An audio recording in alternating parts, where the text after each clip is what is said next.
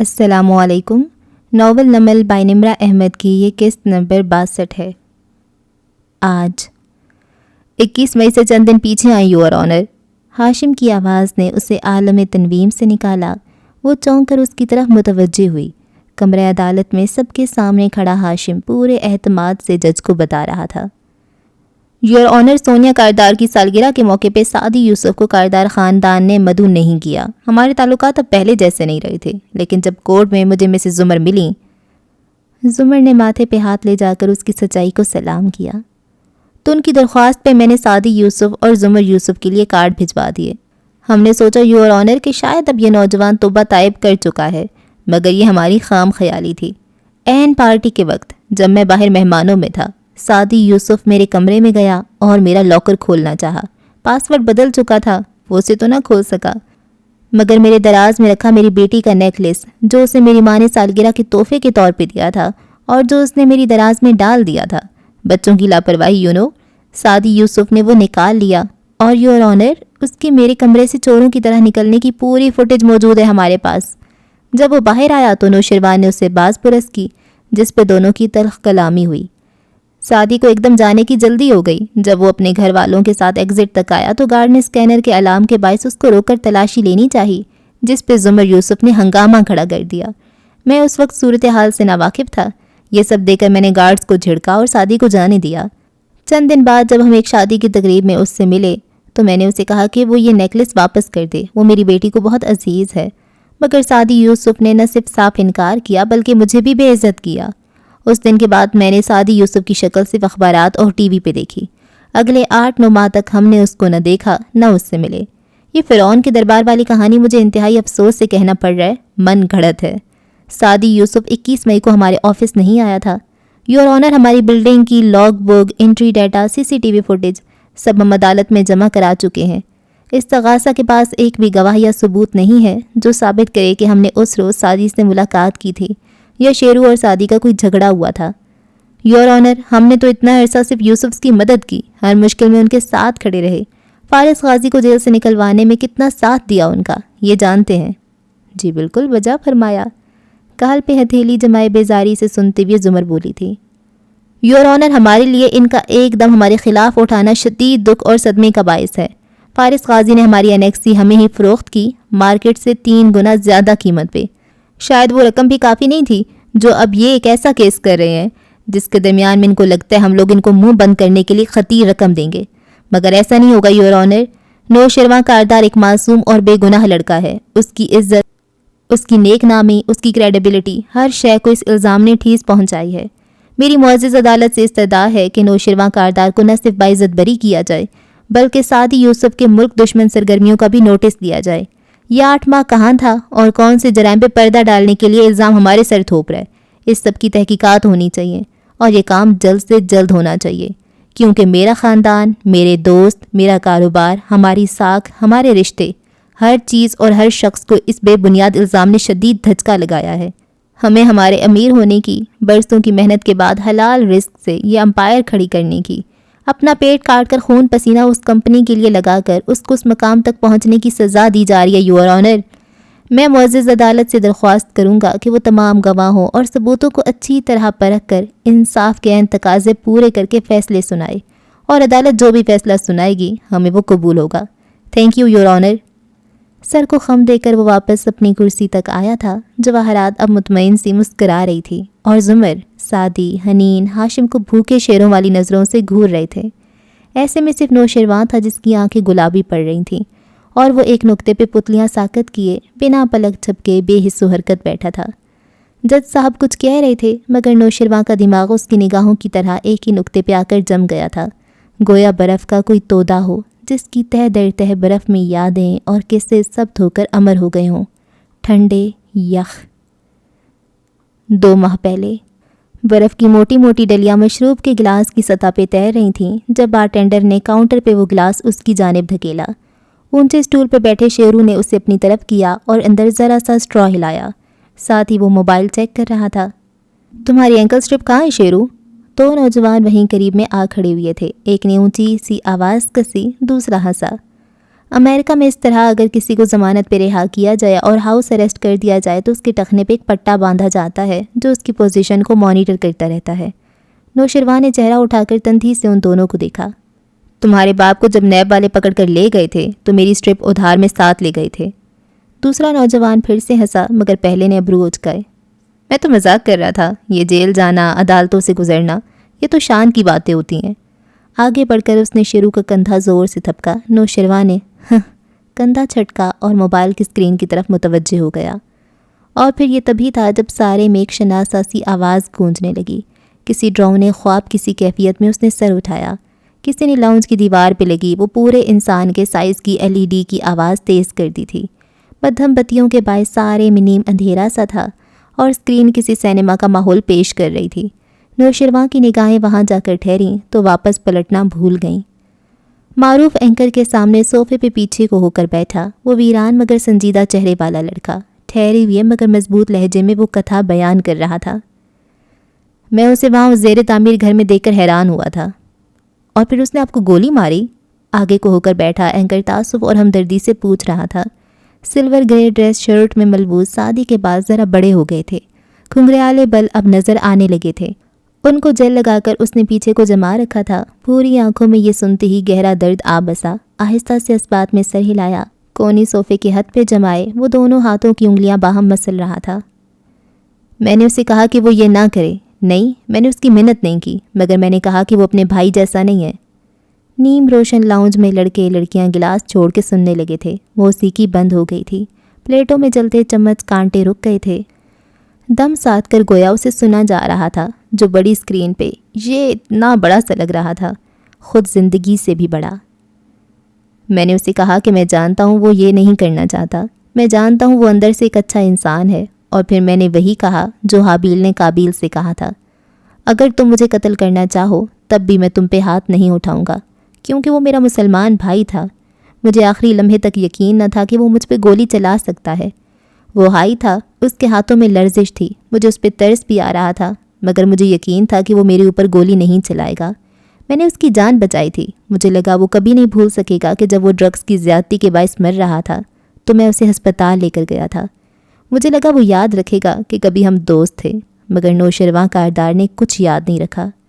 میں ان آخری لمحوں میں بھی اسے شیرو کہہ کے پکار رہا تھا، اور پھر اس نے مجھے 3 گولیاں ماریں اور کہا کہ میرا نام نوشروان ہے۔ شو کے سیٹ پہ چند لمحے کی خاموشی چھا گئی، گویا سانس سے تک رک گئی ہوں۔ گولی کھانے کے بعد کیا ہوا؟ آئی نو یہ آپ کے لیے تکلیف دہ ہے، مگر میں چاہتا ہوں کہ ملک بھر میں بلکہ دنیا بھر میں جہاں جہاں BBN نیوز کی نشریات جاری ہیں اور لوگ آپ کو دیکھ رہے ہیں، ان کو معلوم ہونا چاہیے کہ حقیقت کیا ہے۔ سعدی نے گہری سانس لی۔ مجھے 3 گولیاں ماری اس نے، پیٹ میں، کندھے میں، ٹانگ میں۔ میں نیچے گر گیا زمین پہ۔ مجھے لگا اب وہ بھاگ جائے گا، مگر وہ نہیں بھاگا۔ میں اب تک بے یقین تھا، شوق میں تھا۔ پھر وہ میری طرف آیا، شاید مجھے لگا کہ اب یہ مجھے اٹھائے گا۔ وہ میرا دوست تھا، وہ میرا اچھا دوست رہا تھا، مگر اس نے مجھے بوٹ سے ٹھوکر ماری۔ وہ میرے منہ پہ رک کر سانس لیا۔ وہ میرے منہ پہ جوتے سے ٹھوکریں مارتا رہا، ساتھ میں وہ مجھے گالیاں بھی دے رہا تھا۔ وہ کہہ رہا تھا کہ میری وجہ سے وہ ہمیشہ آؤٹ شائن ہو جاتا ہے، میرے سامنے وہ بیسٹ نہیں لگ سکتا۔ وہ مجھے مارتا گیا پوری طرح۔ گولی سے زیادہ تکلیف وہ ٹھوکریں تھیں، وہ بوٹ کی ٹھوکریں جو میرے منہ پہ آ لگی تھیں۔ اسکرین پہ اب زخمی سعدی یوسف کی پولیس فوٹوز دکھائی جا رہی تھیں۔ زخم زخم چہرہ، زخمی جسم، بند آنکھیں، رشتہ خون۔ لوگ کہتے ہیں روحانی اذیت زیادہ ہوتی ہے، مگر میں آپ کو بتاؤں جسمانی اذیت زیادہ برا حال کرتی ہے۔ اس لیے تو قیامت کے بعد برے لوگوں کے لیے جہنم کا وعدہ ہے، جسمانی اذیتوں کی جگہ۔ یہ نہیں وعدہ کیا گیا کہ مشرکوں کو ڈپریشن ہوگا یا ان کے دل ٹوٹ جائیں گے، ان کو طنز و طعنے سے اداس کیا جائے گا، بلکہ جسمانی عذاب کی وعید سنائی گئی۔ وہ تکلیف، وہ اذیت، وہ بہت زیادہ تھی، اور اس لمحے میرے منہ سے ایک ہی بات نکلی تھی، اللہ حساب لے گا۔ اینکر اب بریک پہ جا رہا تھا، کوئی ٹرانس سا ٹوٹا تھا، گردنیں مڑیں، نگاہیں اٹھیں، سب نوشروان کو دیکھ رہے تھے۔ کوئی کچھ نہیں بولا، بس نظریں اس پہ گاڑ دیں۔ وہ ملام تھی، وہ اندر تک اتر جانے والی غصیلی نظریں، وہ نفرت انگیز نظریں۔ وہاں موجود ہر شخص مدھم زرد بتیوں میں صاف نظر آتے اسٹول پہ بیٹھے شیرو کو دیکھ رہا تھا۔ نوشروان چیخ چلا کر بہت کچھ کہنا چاہتا تھا، مگر الفاظ دم توڑ گئے تھے۔ وہ دھیرے سے اٹھا، والیٹ اور چابیاں اٹھائیں، فون جیب میں ڈالا، سب اسے گھور رہے تھے۔ وہ دروازے کی طرف بڑھا، نظریں انی کی طرح اس کے سارے وجود میں اتر رہی تھیں۔ اسے پسینہ آنے لگا تھا۔ وہ تیز تیز قدم اٹھا رہا تھا۔ دروازہ دور تھا، نظریں اس کا پیچھا کر رہی تھیں۔ اس کا تنفس تیز، بے ترتیب ہو رہا تھا۔ نفرت، ملامت، غصہ، وہ سارے جذبات آگ کی لپیٹوں کی طرح اس کا پیچھا کر رہے تھے، گویا یہ لپٹیں اس کو کھا جائیں گی۔ بدقت وہ باہر نکل پایا، مگر اس ساری تپش نے کاؤنٹر پہ رکھے گلاس میں تیرتی برف کی ڈلیوں کو پگھلا دیا تھا۔ برف کی جمی پرتیں پانی بنتی جا رہی تھیں۔ آج استغاثہ اگلی پیشی پہ گواہوں کو پیش کرے گا، تمام کاغذات عدالت میں جمع کرا کے۔ جج صاحب کی سخت کھردری آواز نے نوشیروان کو چونکایا تھا۔ وہ ایک دم بے اختیار گردن موڑ کر استغاثہ کی کرسیوں کی طرف دیکھنے لگا۔ وہاں سعدی اسی طرح اداس سا بیٹھا تھا۔ زمر اب اٹھ کر جج صاحب کے ڈیسک تک جا کھڑی ہوئی تھی۔ ہاشم ہاتھ میں کاغذ پکڑے کچھ کہہ رہا تھا اور احمر فائل سے کاغذ نکال کر اسے تھما رہا تھا، مگر شیرو کی نظریں اس کے اداس چہرے پہ جم سی گئیں۔ سعدی وہاں نہیں تھا۔ اس کا گہرا خیال اسے یہاں سے دور کسی جنگل بیاباں سے گزار کر، برف کے سمندر اور سنہری ریت کے محل عبور کرا کے، نیلی جھیل اور سفید چوٹیوں کی اوپر سے اڑا کے، اونچی آبشاروں کی سطح پہ تیرا کے، اس کا خیال اس کو وقت میں پیچھے لے جا رہا تھا۔ 2 ماہ پہلے موڑ چال کی دیواروں سے چمٹی سبز بیلیں اداس اور ویران لگتی تھیں۔ زمر اپنے کمرے میں کھڑی تھی، بیڈ پہ سفری بیگ کھلا تھا اور وہ اس میں کپڑے تہہ کر کے ڈالے جا رہی تھی۔ انداز سے شدید اکتائی ہوئی لگتی تھی۔ دفتن سر اٹھا کر کونے میں کھڑے خفا اور برہم سعدی کو دیکھا۔ میں نے یہ تمہارے لیے نہیں کیا، 10ویں دفعہ بتا رہی ہوں۔ آپ نے ایسا سوچا بھی کیسے؟ وہ ذرا بے بس اور پریشانی میں قریب آیا۔ اگر آپ ٹرائل کے لیے فارس ماموں کو چھوڑ دیں گی تو کیا میں یوں خوش ہوں گا؟ میں ان ٹپیکل عورتوں میں سے نہیں ہوں جو ہر دوسرے دن کسی ٹی وی ڈرامے میں شوہر کو قربانی کر رہی ہوتی ہیں۔ میں تو صرف سر جھٹکا اور بیگ کی زپ بن گئی۔ میں صرف ایک کوشش کر رہی ہوں، مگر بہرحال اب کوئی ٹرائل نہیں ہوگا، کیس فائلوں میں دب جائے گا، اس لیے میں کچھ دن کے لیے یہاں سے جا رہی ہوں، پلیز مجھے مت روکنا۔ وہ خفگی سے اسے دیکھتا رہا۔ آپ جا رہی ہیں اور چاہتی ہیں کہ میں آپ کو نہ روکوں؟ پھر گہری سانس لی۔ آپ نے سوچا بھی کیسے کہ میں آپ کو روکوں گا؟ کب سے لگنے لگا میں آپ کو اتنا خود غرض؟ کیا میں آپ کو سکون سے چند دن نہیں گزارنے دوں گا؟ نہیں چاہیے مجھے ایسا ٹرائل جس کے لیے مجھے آپ دونوں کی قربانی دینی پڑے۔ زمر کے لبوں پہ اداس مسکراہٹ بکھری۔ مگر مجھے تو چاہیے تھا نا۔ خیر، جب میں واپس آؤں گی تو ہم مل کر کچھ حل نکالیں گے، اور پھر کوئی کیس نہیں لڑ رہے ہم۔ کم از کم آپ کے واپس آنے تک میں اس موضوع پہ کوئی بات نہیں کرنا چاہتا۔ اوکے، زمر نے ہاتھ اٹھا کر اسے تسلی دی۔ اب میں پیکنگ کر لوں؟ اور یہ آبدار صاحبہ کب سے آپ کو تنگ کر رہی ہیں؟ اس کو میں کل فکس کرتا ہوں۔ وہ شدید غصے میں تھا۔ زمر ایک دم ہنس پڑی۔ ہنسی کیوں؟ تم تو ایسے کہہ رہے ہو جیسے کوئی گنڈا بدماش مجھے بس اسٹاپ پہ روز تنگ کرتا ہو۔ ارے یار، وہ ایک اچھی لڑکی ہے اور اس کو تمہارے 2 نمبر ماموں اچھے لگتے ہیں۔ ظاہر ہے کوئی ہمت بڑھائی ہوگی ان صاحب نے جو بات یہاں تک پہنچی۔ نہ چاہتی ہوئے بھی آخر میں لہجہ ذرا جل سا گیا۔ سعدی کے ماتھے کے بل ڈھیلے پڑے، ذرا سا مسکرایا۔ ایک وقت تھا وہ آپ کو زہر لگتے تھے۔ شہد اب بھی نہیں لگتا، زہر ہی ہے۔ سر جھٹک کر وہ پرس میں چیزیں ڈالنے لگی، پھر اس کی نگاہوں کا ارتکاز محسوس کر کے چہرہ اٹھایا۔ وہ مسکرا کر اسے دیکھ رہا تھا۔ کیا؟ کچھ نہیں، ہنس کر سر جھٹکا۔ آپ آرام سے جائیں، اب ہم کسی ٹرائل کا نہیں سوچیں گے۔ زمر اسے چند لمحوں تک دیکھی گئی، جیسے کنفیوز ہو، پھر امید بندھی۔ تم سچ کہہ رہے ہو نا؟ میرا مطلب ہے تم ٹھیک ہو نا؟ اب ہو گیا ہوں ٹھیک، آپ کو خوش دیکھ کر ٹھیک ہوں میں، اور وہ جو باتیں گروپ پہ آپ میرے لیے لکھتی ہیں نا، ان کو پڑھ کر مزید ٹھیک ہو گیا ہوں۔ فکر نہ کریں اور آرام سے جائیں۔ وہ مسکرا رہا تھا اور تسلی بھی دے رہا تھا۔ زمر کا دل جیسے ہلکا سا ہو گیا۔ وہ سکون سے پیکنگ کرنے لگی۔ پھر باہر سے استری والے کپڑے اٹھانے آئے تو کمرے کے سامنے لاؤنج کے صوفے پہ حنا بیٹھی تھی۔ یقیناً وہ کھلے دروازے کے باعث سب دیکھ اور سن چکی تھی۔ گھر میں اس وقت اور کوئی نہیں تھا، سب سارا خالہ کی طرف گئے تھے۔ ندرت کو بہت گلے تھے ان لوگوں سے۔ اس کو جج مت کریں۔ زمر کو استری سٹینڈ سے طے شدہ کپڑے اٹھاتے دیکھ کر وہ بے خودی کے عالم میں بولی تھی۔ زمر نے چونک کر اسے دیکھا۔ وہ بیمار ہے آبدار، اس کو جج مت کریں۔ زمر نے جواب میں کچھ نہیں کہا، بس کپڑے اٹھاتی رہی۔ دونوں کے بیچ سعدی کے آنے کے بعد سے در آنے والا تناؤ ایک دم زیادہ محسوس ہونے لگا تھا۔ پھر حنین شکستگی سے بولی، سوری، مجھے یہ نہیں کہنا چاہیے تھا۔ میرا مقام ایسا نہیں ہے کہ میں آپ کو غلط یا صحیح بتا سکوں۔ زمر ایک جھٹکے سے اس کی طرف گھومی، پیر اوپر کر کے بیٹھی، اس اداس لڑکی کو سنجیدگی سے دیکھا۔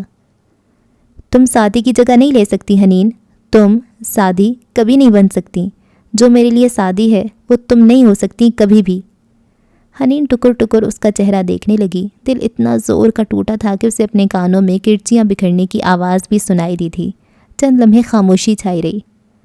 ہر شخص کا اپنا مقام ہوتا ہے، تم سعدی نہیں بن سکتی، نہ تم اس کی طرح ہو، تم حنین ہو، اور جو تم میرے لیے ہو وہ سعدی میرے لیے نہیں بن سکتا۔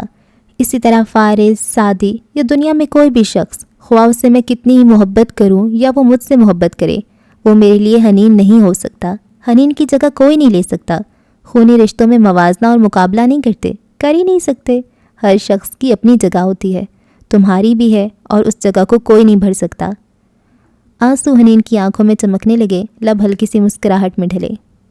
اور ایسی ہی تمہاری زندگی میں کوئی زمر کی جگہ نہیں لے سکتا، جس کے جانے کے بعد تم کھڑکی پہ کھڑی ہو کر اس کے واپس آنے کا انتظار کرو، جس کی بھولی ہوئی چابیاں اور گلاسز لوٹانے کے لیے تم اس کا بیچ راستے سے مڑنے کا انتظار کرو۔ جب تم زمر کا مقابلہ سعدی سے نہیں کر سکتی، تو میں بھی حنین کا مقابلہ سعدی سے نہیں کر سکتی۔ حنین نے اس بات میں سر ہلا دیا۔ آنکھوں پہ چھائی گرد کو زمر نے پانی ڈال کر جیسے دھویا تھا۔ زمر کپڑے لے کر آگے بڑھ گئی اور وہ ایک خوشگوار احساس میں گھری بیٹھی رہ گئی۔ ایک محبت کھوئی تو کیا ہوا، بہت سی مل بھی تو گئیں۔ سعدی آہستہ سے اس کے ساتھ آ کر بیٹھا تو حنا چونکی، اس کی مسکراہٹ غائب تھی اور چہرے پہ ویرانی تھی۔ ہم نے ٹرائل لڑنا ہے حنا، مجھے بتاؤ کیسے؟ حنین کے دل کو دھکا سا لگا۔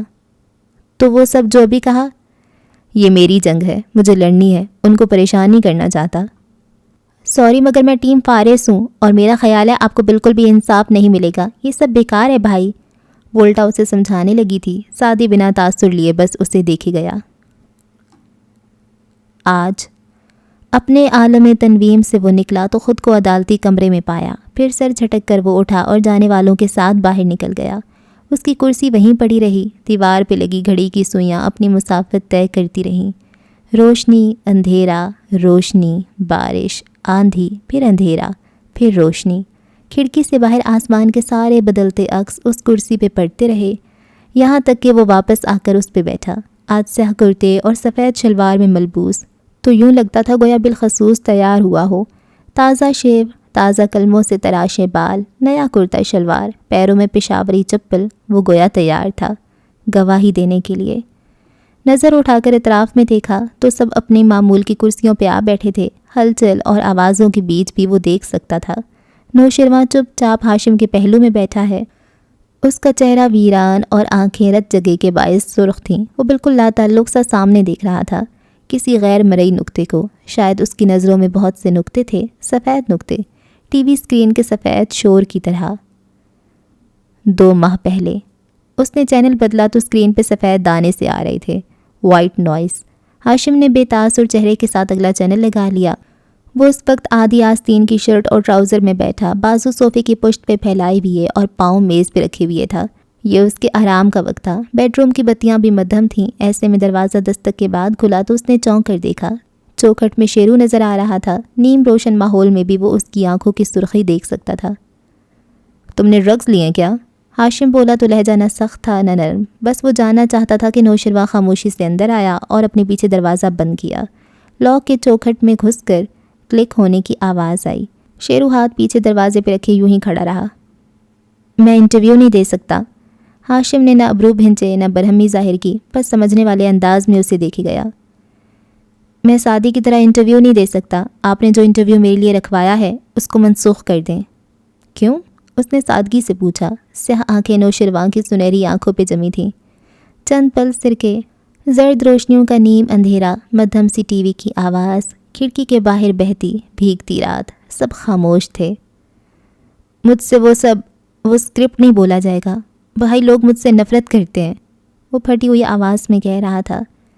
جب سے اس کا انٹرویو آیا ہے، میں جس جگہ جاؤں لوگ یا تو مجھے باتیں سناتے ہیں یا نفرت سے دیکھتے ہیں۔ میں کسی پارٹی میں کسی ٹیبل پہ بیٹھوں تو لوگ وہاں سے اٹھ جاتے ہیں۔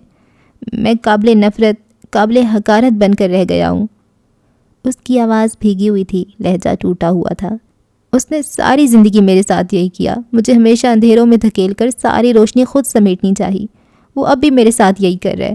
جو بوٹ میں نے اس کے منہ پہ مارے تھے وہ میرے ہر دوست، ہر عزیز، پبلک کے ہر آدمی سے میرے منہ پہ لگوا رہا ہے۔ میں قید ہو کر رہ گیا ہوں۔ ملک سے باہر چلے جاؤ۔ اس سے کیا ہوگا؟ میرا سوشل سرکل تو وہی رہے گا نا. میں ایک دفعہ بھاگا تھا، اب نہیں بھاگوں گا. ایک عزم سے اس نے نفی میں سر ہلایا. میں انٹرویو نہیں دوں گا، کچھ نہیں بولوں گا، کیونکہ میرے پاس خاموش رہنے کا حق ہے. برڈن آف پروف الزام لگانے والے پہ ہوتا ہے، انہیں ثابت کرنے دیں. عدالت میں ان کے خلاف میرا دفاع کریں بھائی. مجھے بری کروا دو تاکہ میں فخر سے کہہ سکوں میں بے گناہ تھا، تبھی مجھے بری کیا گیا ہے. ہاشم چند ثانیہ خاموشی سے اسے دیکھتا رہا. شیرو کے چہرے سے واضح تھا کہ وہ بہت مشکل سے اس فیصلے پہ پہنچا ہے.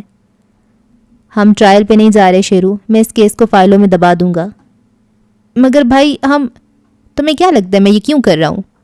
ہاشم ریموٹ رکھ کر اٹھ کھڑا ہوا. اس کا لہجہ تند ہو گیا تھا. کیا؟ یہی بار بار کہنا میں ٹرائل پہ نہیں جاؤں گا.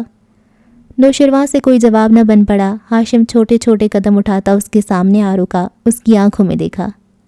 میں یہ تمہیں بچانے کے لیے نہیں کر رہا تھا، میں یہ خود کو بچانے کے لیے کر رہا ہوں. مگر آپ کا تو نام ہی نہیں. میں یہ اپنی روح بچانے کے لیے کر رہا ہوں. جانتے ہو ٹرائل میں جائیں گے تو کیا ہوگا؟ وہ تیزی اور درستی سے بولا تھا.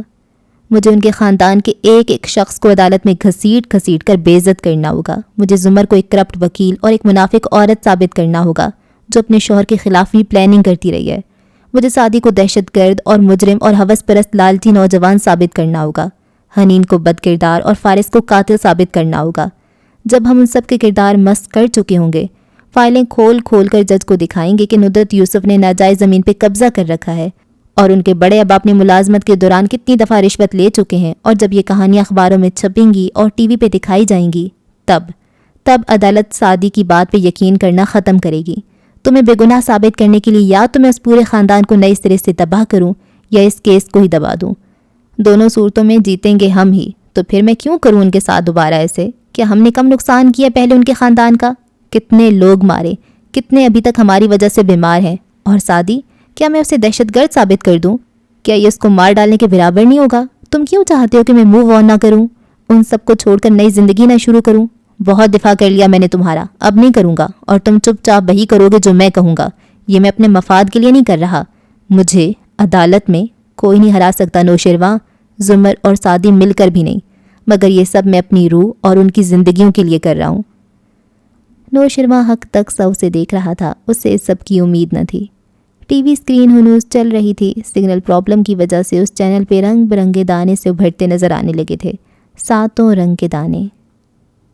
آج ریکارڈ کے لیے اپنا نام بتائیں. کسی مقناطیس نے لوہے کے ان سارے ذرات کو گہرے کنویں سے باہر کھینچ نکالا. نوشرواں سنبھل کر اپنے گرد موجود عدالتی کمرے کا احساس کر کے کٹہرے کی طرف دیکھنے لگا جہاں سعدی کھڑا تھا.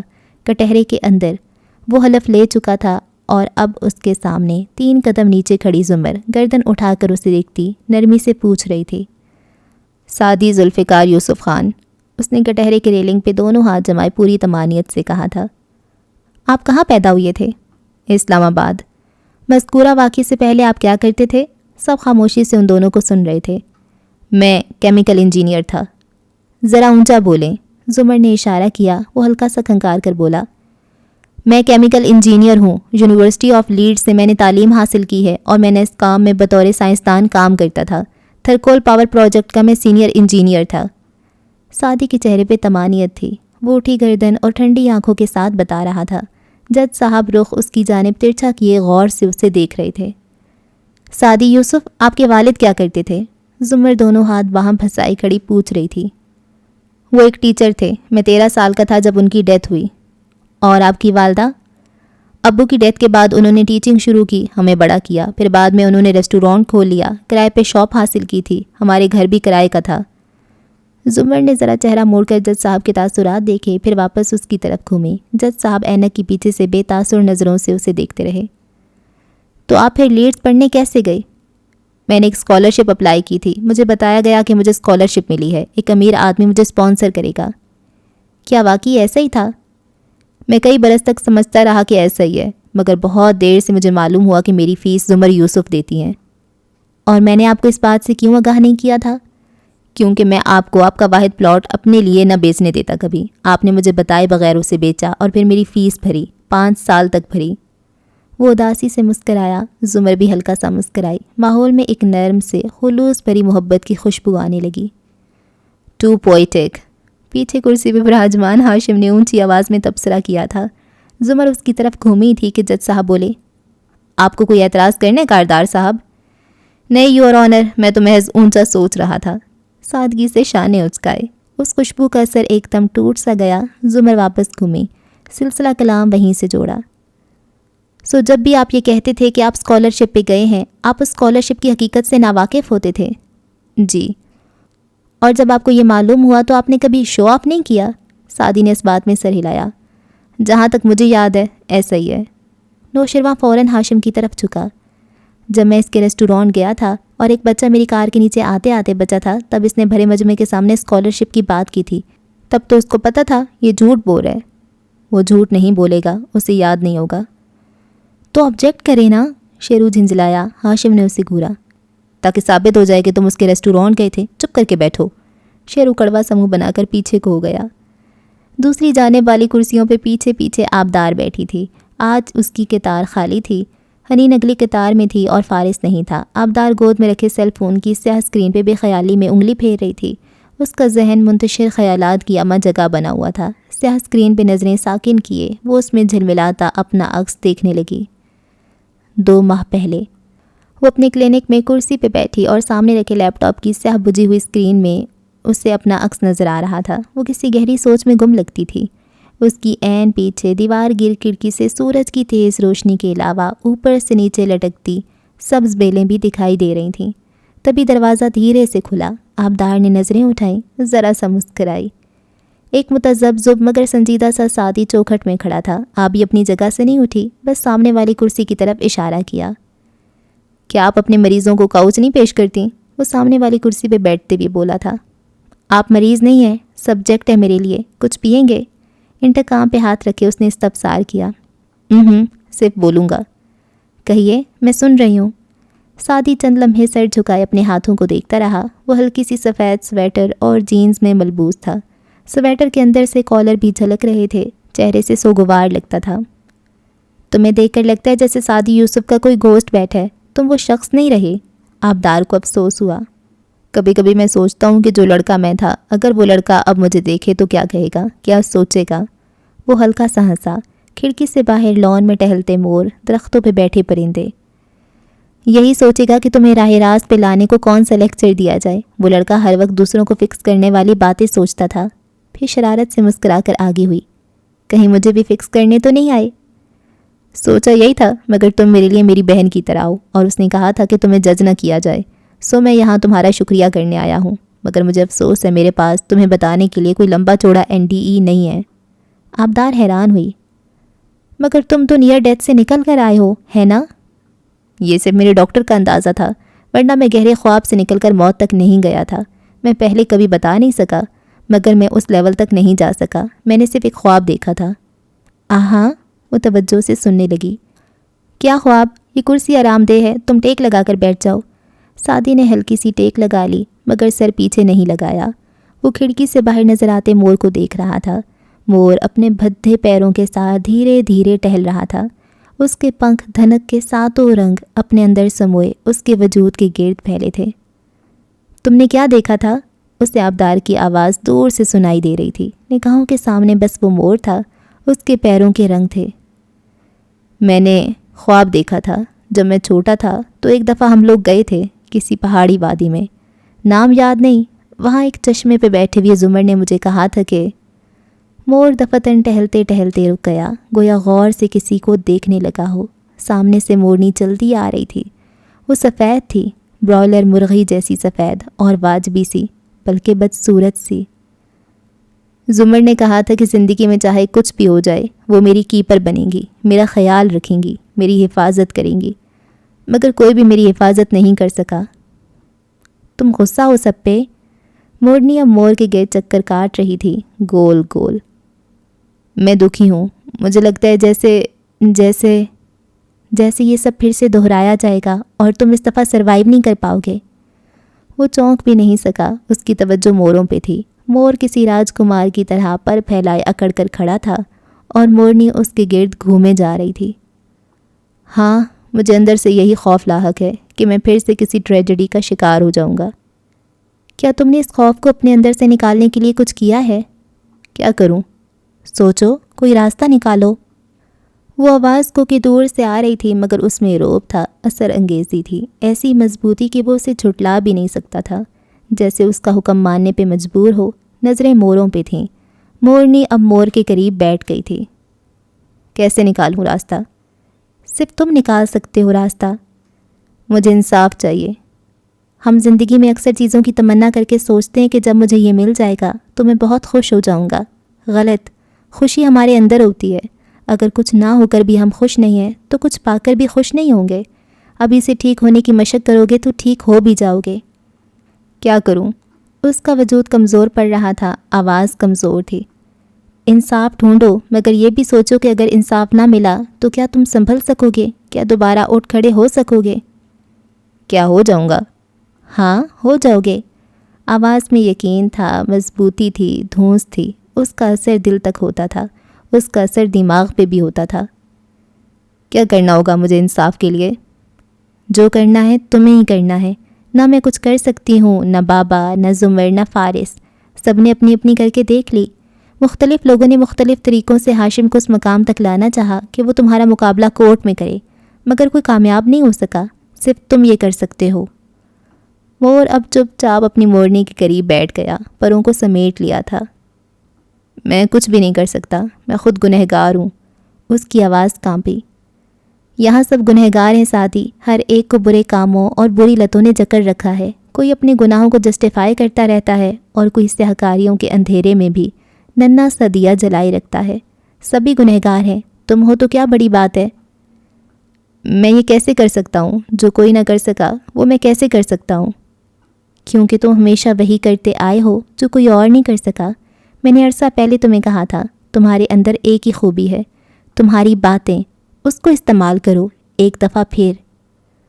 موروں کے جوڑے نے یک کسی شے کو دیکھا تھا۔ وہ دونوں اٹھ کر آگے کو بھاگے۔ کھڑکی سے نظر آتے لان کے حصے سے وہ غائب ہو گئے۔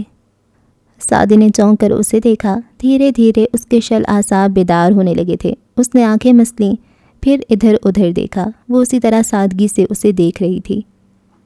کیا میں؟ وہ پوچھ بھی نہیں سکا۔ وہ حیران تھا، وہ اچنبھے میں تھا۔ میں نے کچھ نہیں کیا تمہارے ساتھ، تم معمولی سے ہپنوسس میں تھے، جیسے کوئی کتاب پڑھتے ہوئے، کوئی فلم دیکھتے ہوئے ہم اس میں کھو جاتے ہیں۔ تم بھی گہرے خیال میں تھے۔ سعدی چند ثانیوں سے دیکھتا رہا، پھر اٹھ کھڑا ہوا۔ میں چلتا ہوں، میری باتوں پہ غور کرنا، اس نے تاکید کی تھی۔ وہ ہلکا سا مسکرا کر سر ہلا رہا تھا۔ آج پہلی دفعہ آپ کا ہاشم کاردار سے تعارف کب ہوا تھا؟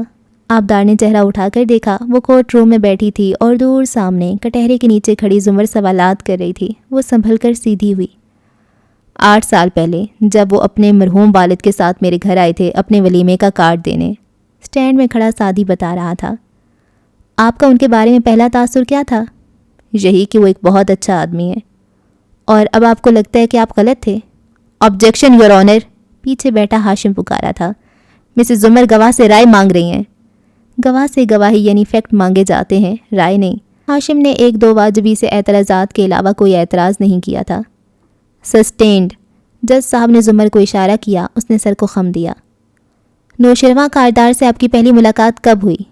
چند دن بعد، جب میں ہاشم کاردار کے گھر گیا۔ ابھی آپ کو ان سے ملے چند دن ہی تو ہوئے تھے اور آپ ان کے گھر بھی چلے گئے۔ میں اس لیے گیا تھا کیونکہ وہاں میرے ماموں رہتے تھے۔ واپسی پہ میں ہاشم کی طرف چلا گیا۔ اور پھر میں اسٹڈی میں تھا جب میں نے کراہنے کی آواز سنی۔ دیکھا تو ساتھ والے کمرے کی بالکنی میں نوشرواں گرا پڑا ہے۔ وہ ڈرگز کی اوور ڈوز کی وجہ سے قریب المرگ لگتا تھا۔ میں نے میری این جی او کو کار نکلوانے کا کہا اور پھر ہم اسے ہاسپٹل لے گئے۔ بہرحال وہ جلد ٹھیک ہو گیا۔ آپ یہ کہہ رہے ہیں کہ آپ نے اس کی جان بچائی؟ میں کہہ نہیں رہا، سب گواہ ہیں اس کے۔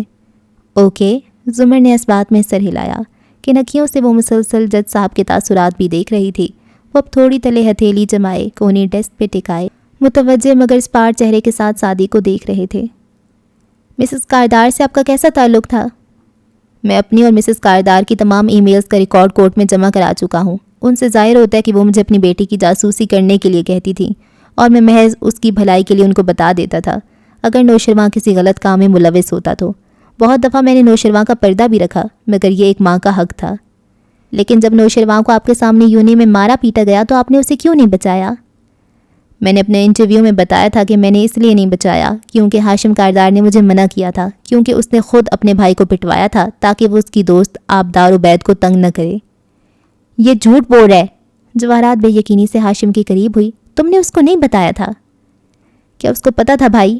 شیرو ہلکا سا غرایا۔ ہاشم خود بھی چونکا تھا۔ نہیں، اس نے نفی میں سر ہلایا۔ یہ جھوٹ کیوں بول رہا ہے؟ وہ حیران تھا۔ سو آپ یہ کہہ رہے ہیں کہ ہاشم جس لڑکی کو پسند کرتا تھا نوشرواں اس کو ہراساں کرنے لگا تھا، سو ہاشم نے اپنے ہی بھائی کو پٹوایا؟ زمر کے لہجے میں بے یقینی تھی۔ ہاشم ابرو اکٹھے کیے آگے کو ہوا۔ وہ متحیر تھا۔ جی، جیسا کہ میں نے اپنے انٹرویو میں کہا تھا، ہاشم کی میل ابھی تک میرے پاس محفوظ ہے اور میں اس کی کاپی آپ کو دے چکا ہوں۔ آپ اس سے اندازہ کر سکتی ہیں کہ ہاشم ہی اپنے بھائی کا دشمن تھا، میں نہیں، وہ مسکرا کر کہہ رہا تھا۔ جب زمر نے ایک کاغذ جج صاحب کو اور ایک ہاشم کو پکڑایا تو ہاشم نے تیزی سے ناک پہ اینک لگائی اور اسے پڑھا۔ جواہرات اس کے کندھے سے جھک کر اسے پڑھ رہی تھی۔ سعدی اور زمر نے مسکراتی نظروں کا تبادلہ کیا۔ یوں لگتا تھا دفاع کی کرسیوں پہ کھل بلی سی مچ گئی ہو۔ یہ تمہارا لکھنے کا سٹائل ہے، ای میل بھی درست لگ رہی ہے، فورنزک میں بھی درست ثابت ہوگی ورنہ زمر اس کو جمع نہ کراتی۔ ہاشم یہ کیا ہے؟ جواہرات نے دل ملا کر اسے گھورا۔ وہ نفی میں سر ہلاتا رہا تھا۔ یہ درست ہے، مگر یہ کسی نے بیک ڈیٹ میں جا کر اب بھیجی ہے، کوئی جس کو ان امور میں مہارت ہو۔ اور چونک کر اس نے گردن موڑی۔ استغاثہ کی کرسیوں پہ پیچھے بیٹھی حنین کو دیکھا۔ وہ جج صاحب سے نگاہ بچا کر ہاتھ پہ کچھ لکھ رہی تھی، پھر ہاتھ اٹھا کر ہتھیلی ہاشم کو دکھائی۔ بنگو! ہاشم نے اس کے چہرے کو دیکھا۔ وہ مسکرا کر شانے اچکا کر سامنے دیکھنے لگی۔ ہاشم گہری سانس لے کر سیدھا ہوا۔ وہ جھوٹ نہیں بول رہا، اس نے مدھم سرگوشی کی۔ وہ کہہ رہا ہے کہ یہ سب میں نے انٹرویو میں کہا تھا۔ یہ سچ ہے کہ وہ یہ سب انٹرویو میں کہہ چکا ہے۔ وہ یہ نہیں کہہ رہا کہ ایسا ہوا بھی تھا۔ ٹیکنیکلی یہ جھوٹ نہیں ہے اور وہ پکڑا نہیں جا سکتا۔ لعنت ہے۔ تو اس نے انٹرویو دنیا کو ایموشنل کرنے کے لیے نہیں دیا تھا بلکہ عدالت میں اپنے الفاظ کی ہیرا پھیری کرنے کے لیے دیا تھا۔ میں نے ایک دفعہ بھی اس کا انٹرویو نہیں سنا۔ Dam it! ہاشم کاغذ لے کر اٹھا۔ یور آنر، یہ ای میل خود ساختہ ہے، میں نے ایسی کوئی میل سعدی کو نہیں کی۔ ریلی ہاشم، کیا تم پروف کر سکتے ہو؟ زمر نے سادگی سے آنکھیں چپکائیں۔ ہاشم گہری سانس لے کر واپس بیٹھ گیا۔ ایک تیز نظر سعدی پہ ڈالی۔ اس نے بھی مسکرا کر کندھے اچکائے تھے۔ زمر واپس سعدی کی طرف گھومی۔ استغاثہ کے بینچ میں واضح تبدیلی آئی دکھائی دیتی تھی۔ مسکراہٹیں بڑھ چکی تھیں، آرام دہ ماحول بن چکا تھا۔ زمر نے اگلا سوال پوچھنے سے پہلے غیر ارادی طور پہ انگلی میں پہنی انگوٹھی کو گھما کر پیچھے دھکیلا۔ اس کا نیلا ہیرے جیسا چمکتا نگینہ ڈھیروں روشنیاں پھوٹنے لگا، ایسی خوبصورت روشنیاں کہ اگر تم ان میں دیکھنے لگو تو تمہاری آنکھیں چندھیا جائیں اور پھر تم کچھ اور نہ دیکھ سکو۔ ہیروں جیسی روشنیاں۔ 2 ماہ پہلے، اور جب یہ روشنیاں چھٹیں تو سامنے ایک خوبصورت وادی تھی، سبز پہاڑوں کے درمیان بل کھاتی نیلی سڑک کسی آبشار کی طرح اونچائی سے گر رہی تھی۔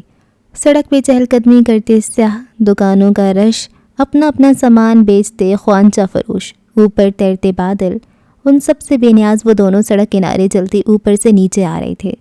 فارس نے اپنی بھوری جیکٹ کی جیبوں میں ہاتھ ڈال رکھے تھے، سر پہ پی کیپ تھی اور زمر سیاہ جیکٹ کی جیبوں میں ہاتھ ڈالے، بال ڈھیلے جوڑے میں باندھے، گردن جھکائے قدم قدم نیچے اتر رہی تھی۔ دفعتاً اس نے سر اٹھایا اور کچھ اداسی سے بائیں طرف چلتے فارس کو دیکھا۔ ہم یہاں کیا کر رہے ہیں؟ بلکہ میں ادھر کیا کر رہی ہوں؟ مجھے تو اس وقت کورٹ میں ہونا چاہیے تھا۔ فارس کے چہرے پہ خفگی ابھری، کیپ والا سر موڑ کر اور آنکھیں سے کوڑ کر اسے دیکھا۔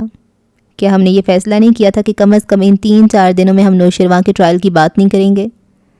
میں اس ٹرائل کی بات نہیں کر رہی، کل اس کی پیشی تھی اور نہ ہاشم گیا نہ میں اپنے کورٹ کیسز کی بات کر رہی ہوں۔ میں ایسے ہی ادھر آ گئی، میرا اتنا کام پڑا تھا پیچھے۔ اس نے سر کو ذرا جھٹک کر گال کو جھوتی گھنگریالی لٹ پرے ہٹانی چاہی، گرم جیبوں سے ہاتھ نہیں نکالے۔ لٹ کان تک گئی اور پھسل کر واپس گال پہ آ گئی۔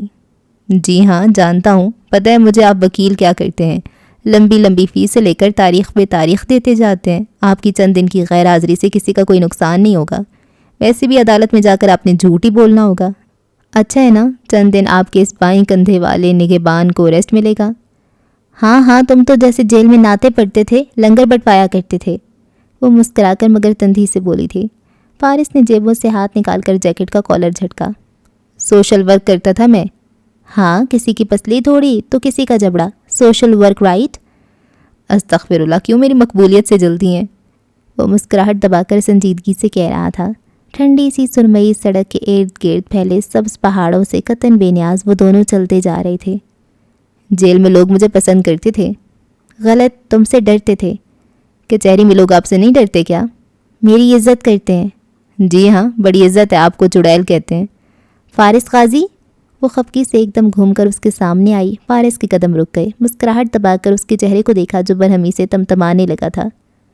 ہم 3 دن کے بریک پہ آئے ہیں اور تم اس طرح کی باتوں سے باز نہیں آئے جو مجھے غصہ دلاتی ہیں۔ آپ کو کون سی باتیں غصہ نہیں دلاتی؟ مگر اس نے انگلی اٹھا کر تنبیہ کی۔ وعدہ کرو مجھ سے کہ کم از کم ان 3 دنوں میں اب تم کوئی بد کلامی نہیں کرو گے۔ فارس نے تابعداری سے دونوں ہاتھ اٹھا دیے۔ ریئلی سوری، میں واقعی چاہتا تھا کہ ہمارا یہ سفر خوشگوار رہے، اس لیے میں وعدہ کرتا ہوں کہ ان 3 دنوں میں کوئی سچ نہیں بولوں گا۔ اسے پھر سے غصہ آیا مگر ہنسی اور سر جھٹک کر واپس چلنے لگی۔ وہ بھی مسکرا کر نیچے اترنے لگا۔ دونوں ساتھ ساتھ تھے، کندھے سے کندھا، کوہنی سے کوہنی، برابر ہم قدم۔ رش بڑھ رہا تھا۔ وہ جس گلی میں اتر آئے تھے وہاں دونوں اطراف میں دکانیں تھیں۔ لوگوں کا شور گہما گہمی عروج پہ تھی۔ کہیں سے پکوڑوں اور باربی کیو کی مہک بھی آتی محسوس ہو رہی تھی۔ زمر نے شاپس کی قطار کو دیکھ کر کہا، ویسے تم نے مجھے کبھی گفٹ نہیں دیا؟ وہ سوچتے ہوئے بولی تھی۔ فارس نے بے یقینی سے اسے دیکھا۔ اور وہ جسے آپ میرے تیسرے سسر کے حوالے کرائی تھیں وہ کیا تھا؟ زمر نے ناک سے کوڑی۔ تب میں تمہاری بیوی نہیں تھی۔ میں چاہتی ہوں تم اب مجھے کچھ لے کر دو، ڈھیر سارے پیسے خرچ کر کے ایک قیمتی سا گفٹ۔ مفت وہ لونگ بھی نہیں تھی، اس میں سولٹائر ڈائمنڈ تھا، پتہ کتنے کا آتا ہے؟ وہ جل کر بولا تھا۔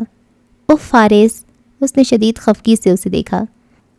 دونوں وادی کے بازار کے بیچ میں سڑک پہ آمنے سامنے رک کھڑے ہوئے تھے۔ اب کیا تحفے کی قیمت بتاؤ گے؟ بل بھی دکھا سکتا ہوں۔ کتنے کنجوس ہو، ایک تحفہ تک نہیں لے سکتے میرے لیے؟ پہلی بیوی کو تو بہت تحفے دیتے تھے، ساڑیاں، ہینڈ بیگز۔ اس کو شوق تھا۔ زمر نے پلکیں جھپکا کر کھولی۔ مجھے نہیں ہے کیا؟ تمہیں؟ فارس ہنسا اور ناک سے مکھی اڑائی۔ تمہیں ساڑیاں اور ہینڈ بیگز کون دے؟ تمہارے لیے سب سے بڑا تحفہ پتہ ہے کیا ہوگا؟ کسی وکیل کے کمپیوٹر کا ڈیٹا چرا کر دے دو تاکہ تم اسے بلیک میل کر سکو۔ کسی کے غیر قانونی پلاٹ قبضے کے خلاف ثبوت اکٹھے کر کے دو تاکہ تم اس کو جیل بھیج دو۔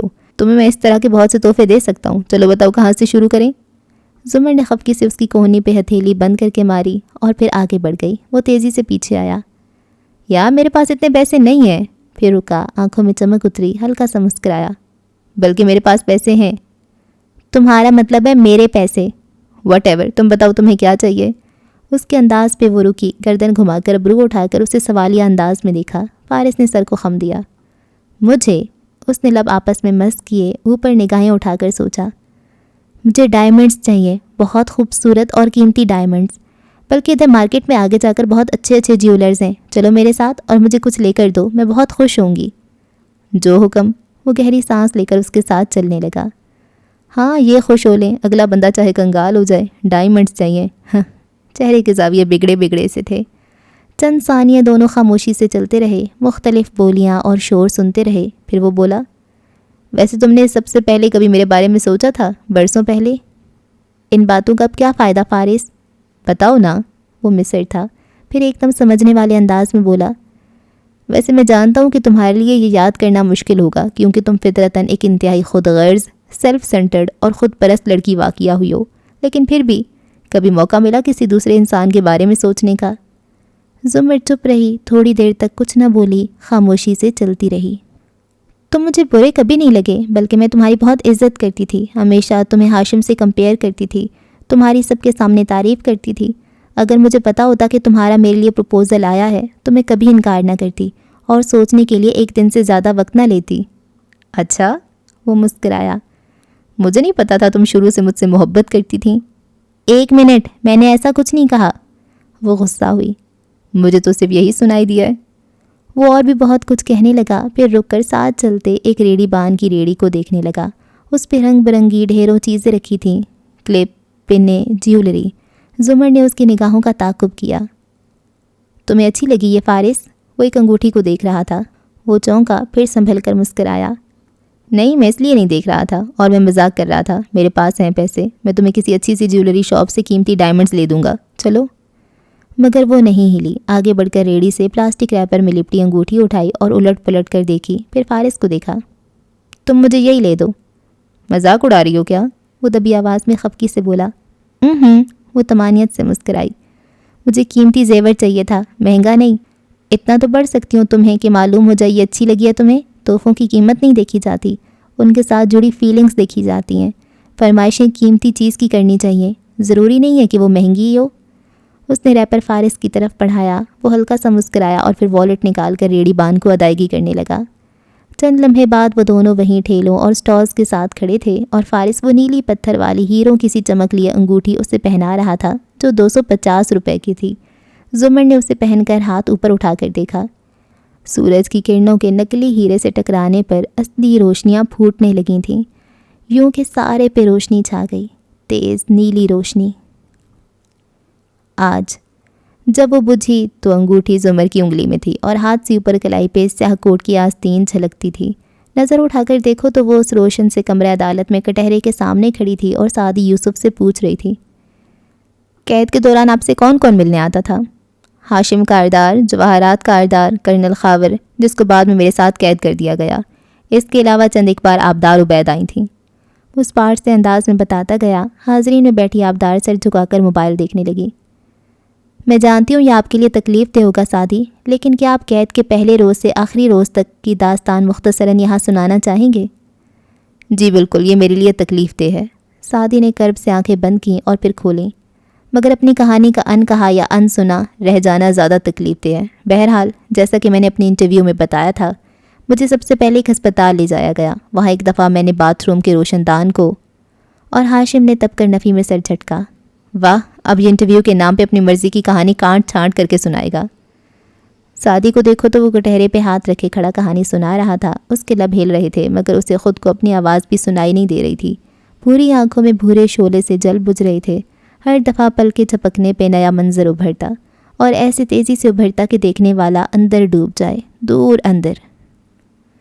2 ماہ پہلے مور چال میں زمر اور فارس کی غیر موجودگی نے عجیب ویرانی کر رکھی تھی۔ انین کو نت نئے شوق چڑھ گئے تھے۔ ہر وقت گھر کے کسی کونے میں کھڑی ہوتی، گردن اٹھائے تنقیدی نگاہوں سے در و دیوار کا جائزہ لیتی نظر آ رہی ہوتی تھی۔ بلکہ نظر کہاں آتی تھی، وہ تو مصروف ہو گئی تھی۔ بیٹھ کر خاکے بناتی رہتی یا ہوم امپروومنٹ اور ہوم ڈیکور کی ویب سائٹس دیکھتی رہتی۔ اب وہ لوگوں سے بات کم کرتی تھی، ان کے پیچھے کھڑکی دیواریں زیادہ دیکھتی تھی۔ یہاں ایسا فریم لگاؤں، یہاں ایسا 3D آرٹ ٹھونکوں، یہاں وال مورال ہونا چاہیے، یہ وہ۔ ایسے میں سعدی اپنے کمرے میں یوں ہی اداس سا بیٹھا تھا۔ دروازہ کھلا تھا اور سامنے والے کمرے سے ندرت کی لتاڑنے، ڈانٹنے اور پھر رک کر سمجھانے کی آوازیں آ رہی تھیں۔ وہ خاطب اسامہ تھا جو اکھڑا اکھڑا سا بیٹھا تھا، قد لمبا ہوا مگر سمجھ نہیں۔ ندرت کا موقف تھا کہ وہ مغرب کی نماز کے بعد مسجد سے سیدھا گھر آئے گا، اور اگر تمہارا کوئی دوست کبھی گھر کے دروازے تک آیا نا تو میں نے جوتا اٹھا کر اسے مار مار کر وہیں گنجا کر دینا ہے۔ یہ گھروں تک لانے والی دوستیاں ذرا پسند نہیں مجھے۔ آگے سعدی کی مثالیں۔ اسامہ کو برا لگ رہا تھا۔ میں کوئی برے لڑکوں سے دوستی تو نہیں کرتا، اور سعدی بھائی کا زمانہ اور تھا، اور آپ مجھ پہ شک کیوں کرتی ہیں؟ سعدی آرام سے اٹھا اور دروازہ بند کر دیا۔ آوازوں کا راستہ رک گیا۔ جانتا تھا یہ مسئلے اگلے 5-6 سال تک چلیں گے۔ بچوں کی آنکھوں پہ بندھی پٹی اترنے کے لیے کم از کم بھی 20 سال کی عمر کو پہنچنا ہوتا ہے۔ کھینچنے اور نوچنے یا سوراخ چھیدنے سے فائدہ کم اور نقصان زیادہ ہوتا ہے۔ بس دھیرے دھیرے پٹی ڈھیلی کرنی ہوتی ہے، بہت سی باتوں سے صرف نظر اور ڈھیر ساری توجہ۔ مگر ابھی وہ امی کو سمجھانے کے موڈ میں نہیں تھا۔ ابھی وہ خود سمجھنا چاہتا تھا، اپنا دماغ سوچوں سے خالی کرنا چاہتا تھا۔ کوئی روزن کھلے، کوئی روشنی آئے۔ وہ اسٹڈی ٹیبل پہ آ بیٹھا۔ یہ اس کے چھوٹے باغیچے والے گھر سے مختلف اور زیادہ خوبصورت تھی مگر اجنبی لگتی تھی۔ کونے میں چند کتابوں کے اوپر قرآن مجید رکھا تھا۔ سعدی نے اسے اٹھایا اور چند لمحے اس کتاب کو ہاتھ میں لیے بیٹھا رہا۔ وہ بھاری تھی مگر دلوں کو ہلکا کر دیتی تھی۔ ایک گہری سانس لے کر اس نے صفحے پلٹائے۔ میں پناہ مانگتا ہوں اللہ تعالیٰ کے دھتکاری ہوئے شیطان سے۔ اور کہا انہوں نے جنہوں نے کفر کیا کہ جب ہو جائیں گے ہم مٹی اور ہمارے باپ دادا بھی، تو کیا ہم پھر قبروں سے نکالے جائیں گے؟ بلا شبہ ہوتا رہا ہم سے یہ وعدہ، ہم سے اور ہمارے باپ دادا سے اس سے پہلے۔ نہیں ہے یہ مگر پہلوں کی کہانیاں۔ کہہ دو کہ چلو پھرو زمین میں، پھر دیکھو کہ کیا انجام ہوا مجرموں کا، اور نہ غم کرنا ان پر اور نہ تنگی میں ہونا اس سے جو چالیں یہ چل رہے ہیں، اور کہتے ہیں کہ کب ہوگا یہ وعدہ پورا اگر تم سچوں میں سے ہو۔ کہہ دو شاید کہ آ پہنچا ہو نزدیک تمہارے کچھ اس میں سے جس کی تم جلدی کر رہے ہو۔ اس نے ایک ٹھنڈی آہ بھری۔ اللہ تعالیٰ، میرا دل بہت ٹوٹا ہوا ہے، بہت ویران ہے، اور اب میں امید کھوتا جا رہا ہوں کہ مجھے کبھی انصاف ملے گا کیا؟ دور اندر مجھے لگتا ہے کہ میں بھی تو گنہگار ہوں، کسی پہ قتل کا الزام لگایا ہے، 2 قتل بھی کیے ہیں۔ یہی تو ہاشم کے جرائم تھے، قتل کا الزام فارس پہ اور 2 لوگوں کا قتل۔ گناہ ویسے ہی ہیں تو کیا گنہگار بھی ویسا ہی ہوں؟ ہولے سے سر چھٹکا۔ پتہ نہیں میرے ساتھ کیا ہوگا، لیکن کیا ان کے ساتھ کبھی کچھ ہوگا یا نہیں؟ کیا مجھے انصاف ملے گا اللہ؟ مجھے قیامت والے حساب سے پہلے یہاں کا حساب چاہیے تاکہ کوئی تو عبرت پکڑے۔ مگر اللہ تعالیٰ، جب انسان کے باپ دادا کو سزا نہیں ملتی، والدین کو ان کی سہکاریوں کے باعث کوئی نہیں پکڑتا، یا خود ہمارے ماضی میں ہمارے گناہوں پہ کوئی پکڑ نہیں ہوتی، تو ہمیں لگتا ہے کہ وہ گناہ جسٹیفائڈ تھے، اللہ کو وہ برے نہیں لگے، ہم نئے گناہ کرتے جاتے ہیں۔ یہ سوچ کر کے کہ ایسے فتوے اور ایسی نصیحتیں پہلے بھی سن رکھیں، مگر اللہ راضی ہے ہم سے۔ لیکن اللہ کی شریعت فلیکسیبل تو نہیں ہے نا کہ ہر کسی کے لیے الگ الگ رخ پہ مڑ جائے، اصول تو برابر ہیں سب کے لیے۔ پھر ہم اتنے لاپرواہ کیوں ہوتے جا رہے ہیں؟ پھر وہ لوگ اتنے لاپرواہ کیوں ہیں؟ اور پھر وہ چونکا۔ لیکن اگر میں یہ سمجھوں کہ ان کو سزا نہیں ملے گی ان کے باپ دادا کی طرح، تو یہ کفر ہے، امید چھوڑنا کفر ہے۔ تو پھر اس نے اچنبے سے کلام مجید کے اوراق کو دیکھا۔ کیا میں امید رکھوں؟ کیا میں زمین میں چل پھر کر دیکھوں، ان تمام کیسز کو دیکھوں جن کے فیصلے آئے تھے، ان تمام لوگوں کا انجام دیکھوں جو عدالتی حکم کے بغیر ہی قدرتی آفات کا شکار ہوئے تھے؟ تو کیا ہمیں کبھی امید نہیں چھوڑنی چاہیے؟ میں غم کو ترک کر دوں، دل کی تنگی سے خود کو نکالوں۔ اللہ، ان آیات پہ غور کرو تو میرے کرنے کا کوئی کام نہیں ہے، انصاف اور عذاب اللہ دے گا۔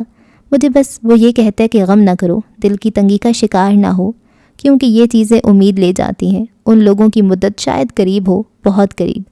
میں نے کچھ نہیں کرنا، صرف ترک غم کرنا ہے۔ یہ وسائل، پیسہ، تعلقات، عدالتی کارروائی کی جنگ نہیں ہے، یہ اعصاب کی جنگ ہے، اور غم مجھے کھول دے گا۔ مجھے اب غم نہیں کرنا، مجھے اللہ تعالیٰ کی بات ماننی ہے۔ اللہ تعالیٰ چاہتا ہے کہ ہم اپنی اپنی کشادگی کا انتظار کرتے، ہم لوگ اپنے آپ کو غموں اور ڈپریشن سے نکالیں۔ مجھے اب غم نہیں کرنا، تبھی حل نظر آئے گا۔ وہ بے خودی کے عالم میں بولتا جا رہا تھا، لب ہل رہے تھے، آنکھوں کے کنارے بھیگے ہوئے تھے، مگر اپنی آواز سنائی نہ دیتی تھی۔ آج کٹہرے میں کھڑے سعدی نے بھوری آنکھیں زمر پہ جمائے گہرا سانس لیا، خواب سے ٹوٹا۔ وہ اب پوچھ رہی تھی، اس کے بعد کیا ہوا؟ میں یہ بات انٹرویو میں بھی کہہ چکا ہوں۔ سب جانتے ہیں کہ پھر مجھے کینڈی میں دوبارہ پکڑا گیا، مگر ہاشم کو اطلاع بھی نہیں کی گئی تھی، یا شاید وہ پہنچا نہیں تھا۔ اگلی صبح ایک آدمی میرے پاس آیا اور اس نے مجھے بتایا کہ چند دن بعد مجھے پاسپورٹ اور پیسے دے دیے جائیں گے۔ پھر ایسا ہی ہوا، مجھے پاسپورٹ دے دیا گیا اور مجھے جانے دیا گیا۔ غالباً وہ لوگ ہاشم سے دغا کر رہے تھے۔ ہاشم کے اپنے پارٹنرز جیسے کہ ہارون عبید چاہتے تھے میں آزاد ہو کر ہاشم کے خلاف بولوں۔ میں نے وہی کیا جو مجھے کہا گیا تھا۔ میں پاکستان آ گیا اور یہاں آ کر اپنی ویڈیو ریلیز کر دی۔ اب چونکہ میں مشہور ہو گیا ہوں، اس لیے یہ لوگ مجھے مار نہیں سکتے۔ آبجیکشن یور آنر، ہاشم نے وہیں سے بیٹھے بیٹھے بیزاری سے کہا تھا۔ زبر نے مڑ کر اسے دیکھا۔ کس بنیاد پہ؟ ویسے آپ اپنی باری کا انتظار کیوں نہیں کرتے؟ گواہ کو کراس کرتے وقت سب پوچھ لیجئے گا۔ ہاشم خاموش ہو گیا۔ زمر واپس مڑی۔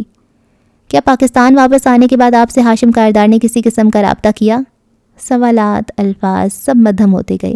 کمرہ عدالت میں گونجتی ساری باتیں گڑمڑ ہو کر عجیب سا ملاپ بنانے لگیں، یوں کہ حرف حرف الگ ہو گیا اور نئے لفظ بننے لگے۔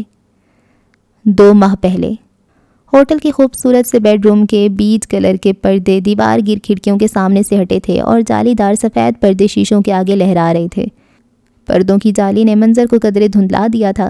مدھم سا دکھائی دیتا تھا کہ باہر بالکنی ہے اور نیچے دور تک پھیلے سبز پہاڑ اور ان کی بیچ بستی وادیاں۔ کھڑکی کے آگے 2 آمنے سامنے رکھی کرسیاں پڑی تھیں۔ زمر اور فارس مقابل بیٹھے تھے۔ درمیان میں چھوٹی میز تھی جس پہ اسکریبل کا کالج کا بارڈ کھلا پڑا تھا۔ لکڑی کے ننھے ننھے چکور ٹکڑوں پہ لکھے حروف ان دونوں کے سامنے سٹینڈز پہ پڑے تھے۔ زمر ٹیک لگائے ٹانگ پہ ٹانگ رکھے بیٹھی پیر جھلا رہی تھی۔ وہ آگے ہو کر بیٹھا، غور سے کی بورڈ کو دیکھتا، کبھی اپنے پاس موجود حروف کو۔ مان لو ہار، میں تمہیں شرمندہ نہیں کروں گی، زمر نے مسکراہٹ دبائے فیاضی سے کہا تھا۔ آگے کو جھکے فارس قاضی نے محض ابرو اٹھا کر اسے دیکھا۔ ابھی وہ وقت نہیں آیا جب آپ سے ہار مانی جائے، مجھے سوچنے دیں۔ ویسے اتنے سال تم نے جیل میں سوشل ورک کرنے کی بجائے تعلیم کی طرف توجہ دی ہوتی تو پڑھی لکھی بیوی کے سامنے شرمندہ نہ ہو رہے ہوتے۔ وہ مسکرا کر پیر جھلا رہی تھی۔ آپ مسلسل چیٹنگ کر کے جیت رہی ہیں، پڑھی لکھی۔ ہاں، خفگی سے سر جھٹکا، پھر حروف کو دیکھنے لگا۔ ہر ہارنے والا یہی کہتا ہے، فارس نے جواب دیے بنا چند حروف اٹھائے اور پہلے سے رائز کے پیچھے لگا دیے۔ اب وہ یوں بن گیا، زمر رائز۔ زمر ایک دم سیدھی ہوئی۔ یہ کوئی لفظ نہیں ہے، نہیں نہیں، یہ ایک لفظ ہے، وہ تپانے والی مسکراہٹ کے ساتھ چہرہ اٹھا کر بولا، اور اس کا مطلب ہوتا ہے جھوٹ کو سچ کے پردے میں لپیٹ کر پیش کرنا، محتاط الفاظ کا چناؤ کر کے عدالت میں حلف دلوا کر گواہ سے جھوٹ بلوانا، مگر کہنا ٹیکنیکلی یہ سچ ہے۔ ہر دوسری بات پہ کسی شریف انسان کو بلیک میل کرنا اور دھمکانا، باتوں کی ہیر پھیر سے اپنا مطلب نکالنا اور دھونس جمانا، یہ واقعی ایک لفظ ہے۔ زمر اب آنکھیں تیکھی کر کے اسے گھور رہی تھی۔ یہ چیٹنگ ہے۔ نہیں زمر بی بی، یہ ڈبل ورڈ سکور ہے جو میرے کھاتے میں لکھا جائے گا۔ اب وہ قلم اٹھا کر نوٹ پیڈ پہ بنے کالمز میں سے ایک میں لکھ رہا تھا۔ زمر نے خفگی سے اسے دیکھا۔ فارس، یہ آخری دفعہ تھا، اب اگر تم نے کوئی نیا لفظ بنایا جو ڈکشنری میں نہ ہوا تو تم ہار جاؤ گے۔ مجھے یقین ہے یہ ڈکشنری میں ہوگا، چیک کر لیں بے شک۔ ساتھ رکھی دبیز ڈکشنری کی طرف اشارہ کیا۔ زمر ناک سے کوڑ کے آگے ہوئی اور اپنی پلیٹ میں لگے حروف پہ غور کرنے لگی۔ وہ ایک محظوظ مسکراہٹ کے ساتھ اسے دیکھ رہا تھا۔ گھنگریالے بال کھول کر چہرے کے ایک طرف ڈالے، اس کی پلکیں پلیٹ پہ جھکی تھیں اور بار بار حروف کو چھوتی انگلی میں انگوٹھی تھی۔ اس نے چند حروف کو دیکھا جو بورڈ پہ سجے تھے اور پھر مسکرائی۔ ان کے درمیان چند حروف کھسا دیے اور فاتحانہ نظریں اٹھا کر فارس کو دیکھا۔ فارسزم، یہ کوئی لفظ نہیں ہے پروسیکیوٹر صاحبہ۔ اس کا موڈ خراب ہوا۔ ہے نا؟ وہ ہتھیلی پہ تھوڑی گرائے دلچسپی سے اسے دیکھتی ہوئے بولی۔ اس کا مطلب ہوتا ہے خاص قسم کا برتاؤ، اور جانتے ہو ایسا برتاؤ کرنے والا کون ہوتا ہے؟ انتہائی اکھڑ، ریزرو، کسی پہ اعتبار نہ کرنے والا، غصیلا، بد مزاج، ہر بات چھپا کر رکھنے والا اداکار۔ اور گڈ لکنگ؟ اس نے لقمہ دیا۔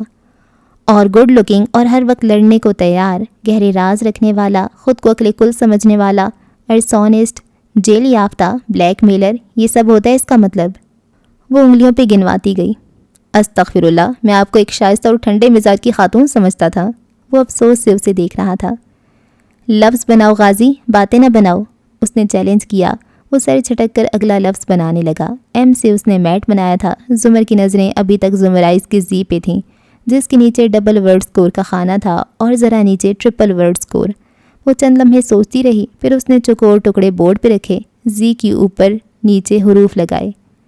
غازی، یہ چیٹنگ ہے، یہ لفظ ڈکشنری میں نہیں ہے، اور یہ اصول تھا کہ ہم نام نہیں بنائیں گے۔ دنیا تمہارے نام کے گرد نہیں گھومتی، یہ ڈکشنری میں ہے، وہ گردن کڑا کر بولی تھی۔ زمر بی بی، اگر یہ ڈکشنری میں نہ نکلا تو؟ اس نے ڈکشنری پہ ہاتھ رکھا۔ زمر نے جھٹ اس کے ہاتھ پہ ہاتھ رکھا۔ اگر یہ نہ نکلا تو میں ہار جاؤں گی، تم جیت جاؤ گے۔ نکل آیا تو میں جیت جاؤں گی اور تم ہار جاؤ گے۔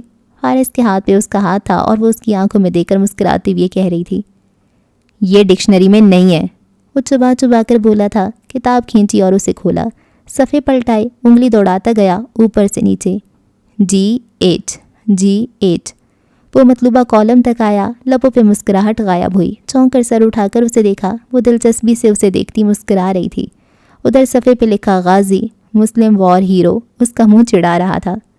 کہا تھا نا تھوڑا بہت پڑھ لیا ہوتا جیل میں تو آج کام آ جاتا۔ خیر میں تمہیں شرمندہ نہیں کروں گی۔ وہ آگے کو جھکی اور بازو لمبا کر کے ہاتھ سے اس کا چہرہ تھپ تھپایا۔ فارس نے اپنا چہرہ جھٹک کر پیچھے ہٹایا۔ ماتھے پہ خفگی سے بل پڑ گئے۔ آپ مسلسل چیٹنگ کر کے جیتی ہیں۔ ہر دوسری باری پہ آپ مجھے اسکریبل کا نیا اصول بتاتی ہیں جو میرے باپ دادا نے بھی نہیں سنا، جبکہ میں پوری ایمانداری سے کھیلتا رہا ہوں۔ ہاں، ایک اس بات کا تو یقین ہے مجھے کہ اب تم میرے ساتھ پورے ایماندار ہو، اور یہ بھی کہ کم از کم اب تم مجھ سے کوئی بات چھپا نہیں رہی۔ وہ مسکرا کر سارے ٹکڑے بورڈ سے اٹھا رہی تھی۔ حروف بکھر گئے، الفاظ ٹوٹ گئے۔ فارس بالکل سن سا بیٹھا رہا۔ اندر تک اس کا وجود ٹھنڈا ہو گیا تھا، جیسے کوئی انسان برف کے صحرا میں ٹھنڈ سے مر جائے۔ سفید، نیلا۔ لمحے بھر میں وہ پیچھے چلا گیا۔ وہ ڈاکٹر قاسم کے کلینک میں بیٹھا تھا اور وہ کہہ رہے تھے، مگر میں برا آدمی نہیں ہوں۔ فارس اٹھنے لگا۔ میں اب چلتا ہوں، مگر یاد رکھیے گا کہ زمر کو آپ وہی کہیں گے جو میں نے آپ کو سمجھایا تھا، ورنہ میرا سنائپر آپ کو کسی بھی وقت نشانہ بنا سکتا ہے۔ وہ موبائل جیب میں ڈالتا کھڑا ہوا تھا۔ کیا آپ جانتے ہیں فارس قاضی کہ اس ملک میں بلکہ اس دنیا میں ہر سال ہزاروں عورتوں کو جبراً اسٹرلائز کیا جاتا ہے؟ وہ بالکل ٹھہر گیا تھا، بہت سے چکر الٹے ہوئے تھے۔ سوری، امریکی جیلیں ہوں یا پاکستان کے ہسپتال یا دیہات میں لگے فری کیمپ، یہاں زخم کسی اور شے میں ہوتا ہے اور سرجری کے بہانے اس عورت کو اسٹرلائز کر دیا جاتا ہے۔ بعد میں کہا جاتا ہے کہ آپریشن کے دوران یہ ناگزیر تھا۔ بعض عورتوں کے رشتہ دار بھی یہ کام کرواتے ہیں، صرف ایک ڈاکٹر ڈھونڈو، اسے پیسے دو اور یہ ہو جاتا ہے۔ وہ بالکل سن رہ گیا تھا۔ کاردارز نے پیسے دیے تھے اس کی غلط سرجری کرنے کے لیے؟ ان گولیوں کی وجہ سے ایسی نہیں ہوئی تھی، بلکہ اس کو بعد میں یہ نقصان پہنچایا گیا تھا۔ وہ سفید پڑ رہا تھا، متحیر، بے یقین۔ مسز کاردار چاہتی تھیں کہ وہ شادی نہ کر سکے تاکہ وہ ایک مضبوط گواہ کے طور پہ آپ کو جیل بھیج دے۔ اس کے گردے واقعی گولیوں کی وجہ سے خراب ہوئے تھے، مگر اس سرجری کے لیے ڈاکٹرز کے پینل کو مسز کاردار نے خریدا تھا۔ اس کے بعد بھی مسز زمر صرف ان ڈاکٹرز کے پاس گئیں جن کی طرف ہم ان کو ریفر کرتے تھے۔ مسز کاردار چاہتی تھیں کہ ہم ان کو بالکل تباہ کر کے۔ ڈاکٹر قاسم اپنی بات مکمل نہیں کر سکے تھے۔ وہ کسی بھوکے شیر کی طرح ان پہ جھپٹا تھا، گریبان سے پکڑ کر زمین پہ گرایا اور پھر اس کی آنکھوں کے سامنے سرخ دھند سی چھا گئی۔ وہ دیوانہ وار اس کو مار رہا تھا، پیٹ رہا تھا۔ اس کا کتنا خون نکلا، کون سی ہڈی ٹوٹی، کتنے دانت خون میں لتھڑ کر باہر گرے، اسے کچھ ہوش نہیں تھا، مگر اس سرخ دھند میں اس نے اس کی دبی دبی سی کرہ سنی۔ میری پوری بات سنو، مگر میں نے ایسا نہیں کیا تھا، میں برا آدمی نہیں ہوں، میری بھی ایک بیٹی ہے، میں نے صرف رپورٹس میں عدل بدل کیا تھا، مسز کاردار کو نہیں معلوم، کسی کو نہیں معلوم، مگر میں نے ایسا نہیں کیا تھا۔ وہ خون آلود منہ اور اکھڑی سانسوں کے درمیان کہہ رہا تھا، میں تمہیں اس لیے بتا رہا ہوں کہ اب یہ بات کھل جائے گی۔ وہ ٹھیک ہے، وہ ماں بن سکتی ہے، ہاں مشکل سے ہوگا، اس کے گردوں کی وجہ سے کافی مشکل ہوگا، مگر ممکن ہے، بہت زیادہ ممکن ہے۔ میں نے صرف رپورٹس اور دوائیاں بدلی تھیں اور وہ ہاتھ روک کر اسے دیکھنے لگا تھا۔ اس کے سفید سویٹر پہ خون لگ گیا تھا، سرخ تازہ خون۔ فارس نے زمر کو دیکھا جو اسکریبل کے نئے ٹکڑے سجا رہی تھی۔ اس کے جھکے چہرے پہ مسکراہٹ تھی۔ وہ خاموش بیٹھا رہا۔ الفاظ ٹوٹ ٹوٹ کر جڑتے گئے، جوڑ جوڑ کر ٹوٹتے گئے۔ آج سعدی یوسف، کیا آپ کی ہاشم کاردار سے پاکستان آنے کے بعد اپنے وکلاء کی غیر موجودگی میں کوئی ملاقات ہوئی ہے؟ زمر اس سے پوچھ رہی تھی۔ کٹہرے میں کھڑے سعدی نے نظریں اٹھا کر سامنے بیٹھے ہاشم کو دیکھا۔ دونوں کی نگاہیں ملیں، پرانے دنوں کے بہت سے سائے لہرائے۔ مجھے یاد نہیں، اس نے شانے اچکائے۔ ہاشم ہلکے سے مسکرایا۔ بس ایک ثانیے کو اس نے آنکھیں بند کیں تو اندھیرا چھا گیا۔ 2 ماہ پہلے نیم اندھیر کلب میں لاؤنج کی طرح کی جگہ بنی تھی۔ مدھم رنگ برنگی بتیاں سارے میں محو رقص تھیں۔ کچھ بھی صاف نظر نہ آتا تھا۔ بڑے صوفے پہ ارد گرد کھاتے پیتے ٹہلتے لوگوں سے بے نیاز۔ ہاشم کاردار ڈنر جیکٹ میں ملبوس موبائل پہ بٹن دبا رہا تھا۔ ٹائی ندارت، کالر کا اوپری بٹن کھلا تھا۔ وہ آرام دہ سا بیٹھا تھا۔ پس منظر میں بجتی موسیقی اعصاب کو سکون دے رہی تھی۔ ایسے میں کوئی اس کے ساتھ آ کر بیٹھا۔ وہ اپنی اسکرین کو دیکھتا رہا، ہلا تک نہیں، نظر بھی نہیں اٹھائی، بس اسکرین پہ انگلی پھیرتے ہوئے بولا، قانوناً تم اپنے وکلاء کی غیر موجودگی میں مجھ سے نہیں مل سکتے۔ تم سے کورٹ میں اس بارے میں پوچھا جائے گا سعدی یوسف۔ میں یہاں سے گزر رہا تھا تو ادھر آ گیا اور اب یہاں ایک پبلک پلیس میں بیٹھا ہوں۔ اتفاق سے تم میرے سامنے بیٹھے ہو، اس میں میرا کیا قصور ہوا؟ ہاشم نے اب کے نظریں گھما کر اسے دیکھا۔ وہ ٹانگ پہ ٹانگ جمائے، سیاہ آدھی آستین کی ٹی شرٹ اور نیلی جینز میں ملبوس بیٹھا تھا۔ اب اس نے گردن موڑ کر ہاشم کو دیکھا، ہلکا سا مسکرایا۔ وہ آنکھیں اندر تک زخمی تھیں، مگر ان زخموں کے کھرن لگتا تھا بننے لگ گئے ہیں۔ کہو کیا چاہتے ہو؟ ہاشم نے فون رکھ دیا اور سوالیہ نظروں سے اسے دیکھنے لگا۔ کبھی سوچا تھا تم نے ہاشم، کولمبو کے اس تہہ خانے میں جب ہم ملتے تھے، کبھی وہاں بیٹھے سوچا تھا کہ ایک روز ہم یوں بھی ملیں گے؟ اگر تو تم مجھ سے کوئی اعتراف جرم کروانا چاہتے ہو تو وہ میں کروا چکا ہوں، وہی دکھانے آیا ہوں۔ میں تمہارے آفس 21 مئی کو اسی لیے آیا تھا۔ اس نے موبائل اسکرین پہ ویڈیو پلے کی اور موبائل ہاشم کو دے دیا۔ اندھیرے کمرے میں اتنا رش اور شور کے باوجود بھی وہ اس ویڈیو میں چلتی آواز صاف سن سکتا تھا۔ اسکرین پہ وہ پاور سیٹ پہ بیٹھا دکھائی دے رہا تھا اور وہ بولے جا رہا تھا۔ بہت سے اعتراف جرم، HD کوالٹی ویڈیو، صاف آواز۔ ہاشم کاردار کی گردن پہ پسینہ آنے لگا۔ وہ ایک دم سیدھا ہو کر بیٹھا، ٹائی ڈھیلی کرنے کو گریبان تک ہاتھ لے کر گیا، مگر ٹائی تو گردن کو کسے ہی نہیں ہوئی تھی۔ پھر تم اسے کورٹ میں استعمال نہیں کر سکتے۔ اس کا سانس تھوکنے کی طرح چل رہا تھا۔ سونی کی آنکھیں نگاہوں کے سامنے گھوم رہی تھیں۔ مگر میں اسے YouTube پہ لیک تو کر سکتا ہوں، ایڈٹ کر کے۔ دیکھو نا تمہارا اعتراف جرم کتنا دلچسپ ہے، جوسی اور سنسنی خیز۔ میڈیا کتنی دن اس کو چلائے گا؟ وہ اب مزے سے مسکرا کر کہہ رہا تھا۔ اور پھر میں اس ویڈیو کو سونیا کے ٹیب پہ اپلوڈ کر دوں گا، تم وہاں سے مٹاؤ گے تو میں سونیا کے ہر کلاس فیلو کے فونز اور ٹیب پہ اسے بھیج دوں گا۔ میں اس بات کو یقینی بناؤں گا کہ تمہاری بیٹی اس ویڈیو کو دیکھ لے، اس کو زبانی رٹ لے۔ وہ اس ویڈیو کے ساتھ بڑی ہوگی، دنیا کے کسی بھی کونے میں چلی جائے، یہ ویڈیو اسے ڈھونڈ لے گی۔ وہ اس سے کبھی بھاگ نہیں سکے گی، اور وہ جتنی دفعہ اسے دیکھے گی تم پہ بے یقینی اور اس ویڈیو پہ یقین بڑھتا جائے گا۔ وہ اگلے 10 سال تک اس سے پیچھا نہیں چھڑا سکے گی۔ وہ اس کے ساتھ بیٹھا گردن موڑ کر اسے دیکھتا کہہ رہا تھا۔ اس کی نگاہیں سرد تھیں، مسکراہٹ بھی سرد تھی اور ہاشم کی رنگت زرد پڑ رہی تھی۔ وہ کوئلے جیسی رات میں سونے کی طرح پیلا ہو رہا تھا، تنفس تیز ہو گیا تھا۔ تم کیا چاہتے ہو؟ میں تمہاری بیٹی کو اس سے محفوظ رکھنا چاہتا ہوں۔ میں اس کو گیو اپ کر دوں گا، اپنی زبان دیتا ہوں۔ نہ عدالت میں استعمال کروں گا، نہ انٹرنیٹ پہ اپلوڈ کروں گا۔ تم میری اور سونیا کی ویڈیو گیو اپ کر دو جس میں میں نے اسے اغوا کیا تھا۔ ہم دونوں اپنے سب سے بڑے ثبوت گنوا کر او نہتے اس میدان میں لڑتے ہیں، اپنی زبانوں، اپنے سچ اور جھوٹ کے ساتھ۔